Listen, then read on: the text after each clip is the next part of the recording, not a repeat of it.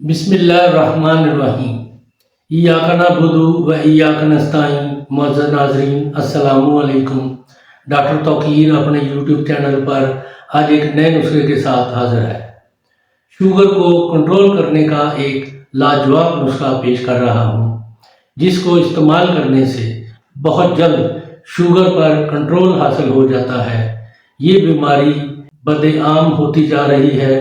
جہاں تک غور کیا جاتا ہے، دماغی کام کرنے والے حضرات زیادہ مبتلا نظر آتے ہیں، کیونکہ گردوں کا تعلق نظام عصبی سے بہت گہرا ہوتا ہے۔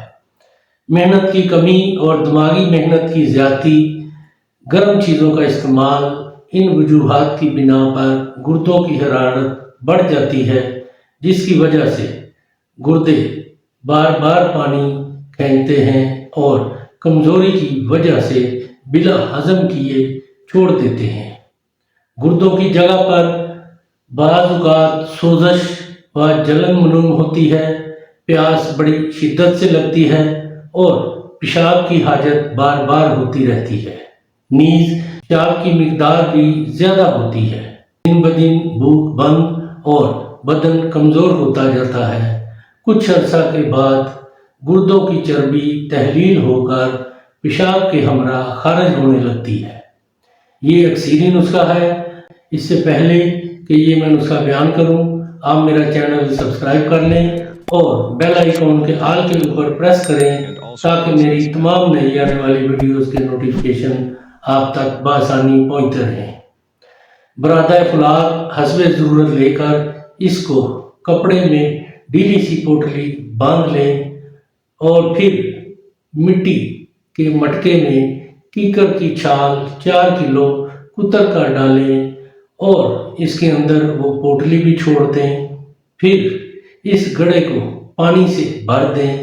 50 روز کے بعد وہ پوٹلی نکال لیں۔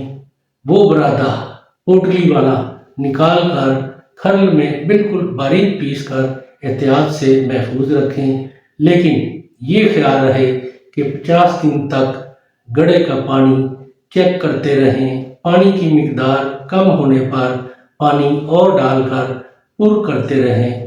اس کی خوراک 1 ماشا روزانہ دودھ سے استعمال کر لیا کریں۔